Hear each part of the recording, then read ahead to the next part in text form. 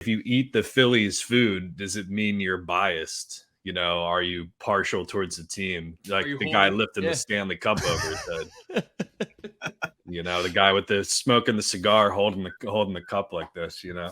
That's a great conversation. I would love to talk about that at some point. I know we have other things that we definitely want to get to, but that's a great conversation. That wasn't even on the rundown, was it? I just remembered that right there. But that's a great thing you just brought up, Bob. You're down there, you're covering the team. God forbid they somehow pulled out of their ass, they win the World Series.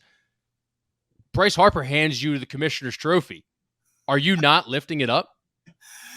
Yeah, I think I would probably try to get a picture with it. I think it's a joke, honestly. I mean, like, it's a different era, 2022. Now, this is a different level. But listen, like, I grew up in South Jersey. I loved the Phillies growing up. I think I can go down there and be objective in covering them. But, like, do I privately want the Phillies to win? I do, like, because my whole family is Phillies fans. I have Phillies stuff from my childhood.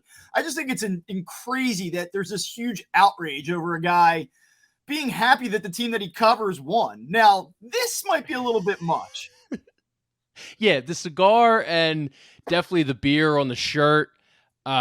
He's probably a little bit wasted or a little bit tipsy. That might be a lot. But yeah, you getting a little champagne bath, maybe, Gene Segura pouring it over your head because you had an awesome one-on-one interview about him or something like that. Maybe you guys built a bond over the last couple of seasons before he heads out.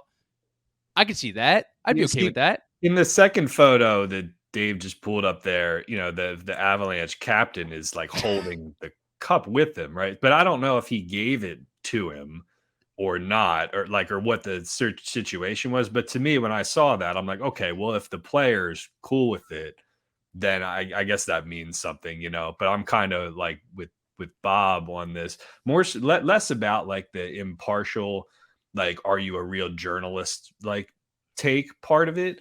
To me, it's like, man, I didn't fucking do anything to help win the Stanley Cup. Like, why should I be anywhere close to it? It's like if like, what if they won, the Sixers won it all, and then Embiid was like, yo, Pompey, come over here and hold this thing. Like, I would think it would, I wouldn't have any problem, like, if the players wanted him to do that, but Keith would probably be like, man, I didn't hit a basket. I didn't hit a free throw. I didn't throw in a sit. That's, to me, that's like, you told the entire story of the season. If you're Keith Pompey, everything from the free agency to the opt-in, opt-out, the mid-level exceptions, the BAEs, you were in the trenches. I guess, but to me, that's the corny part. It's not about the, like, oh, should a journalist participate in this or whatever. It's more like, man, I didn't have anything to do with this shit. Good question. Who would lift the cup first? I think we all have the same answer. Russ Joy or Ant Stan Flip if the Flyers win. Absolutely, Russ. He would probably somehow find his way onto a podcast and talk about how he contributed to it. He was able to fire up the team by talking crap about them, so he would find a way to definitely make it about himself. Oh, he would follow the cup around. He would sneak his way onto one of the tour buses during the parade and whatnot. He'd be catching beers from people in the crowd and everything. Oh, it would be not only the Flyers winning the championship, but it would be Russ's championship. They'd retire his the whole laptop. thing's just absurd. What's funny? Like, here's the actual, like, real point about it, though, because I was looking through the replies to that guy's tweet, and it was divided almost like perfectly down the middle between, like, the old school impartial, never do this journalism types, and then like the young regular sports fan is just like, who cares, like, because they think that you can do that and still be impartial and be a good reporter at the same time, so maybe you can, it's like it's different now. The lines are blurry. My thing is, don't you just want fair analysis? Things aren't going well, you're critical. Things are going well, you applaud where necessary. Like, of course I want the team to win. You know why? Because it's more fun to watch. It's a better product to watch. It's more interesting. You go back to the Phillies since 2019. They're 3 games over 500. They're 4 games under. It's kind of been the same thing for 4 years now.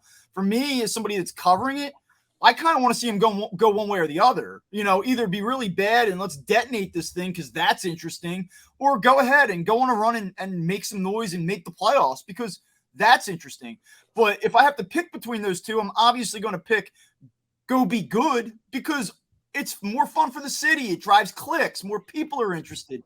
It's a can't lose situation under that scenario. So for me, I want to see him win, and I don't think there's anything wrong with it.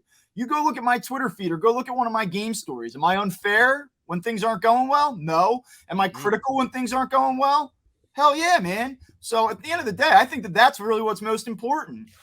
Yeah, but and that's the other thing too, because like the bottom line, if we're being honest with ourselves here, we were all Philadelphia sports fans before we had anything to do with media. So if we're going back to what it was originally, like the authentic thing is like, yeah, you supported the team before you were ever covering the team and from like a neutral perspective. So we're only just lying to ourselves if we say that we don't give a shit about that one way or another. That's why Kyle, when he started CB back in the day, resonated with a lot of people because he was just talking about the team from a fan's perspective.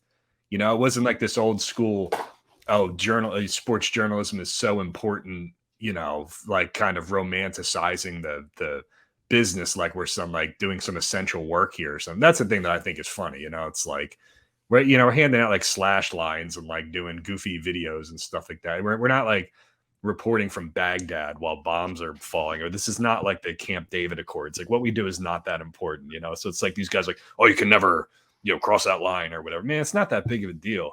I get a guy that tweets at me all the time. At least the kids these days don't think it is, I get a guy that tweets at me all the time. Like, when is somebody going to hold Rob Thompson accountable for playing Mickey Moniak?